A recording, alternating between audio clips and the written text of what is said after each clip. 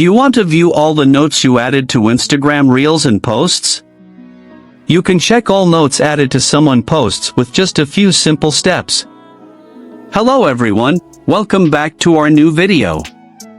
In this short video tutorial, I will show you how to view all notes you added to Instagram Reels and posts. Just watch this video till the end, and do not forget to like this video and subscribe to this channel. I've also added some helpful tools and apps in the description. Check out them after watching this video. To view notes you've added to Instagram Reels and posts, first, open the Instagram app on your mobile device. Once you're in Instagram, tap on your profile picture at the bottom right of the screen. Now, on the profile page, tap the three-line menu in the top right of the screen.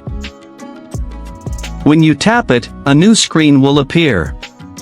Scroll down to the How You Use Instagram section and tap on Your Activity. At the top of the screen, you'll see various options. Under the Interactions section, find and tap on Notes. Here, you'll be able to see all the notes you've added to your Instagram posts and Reels.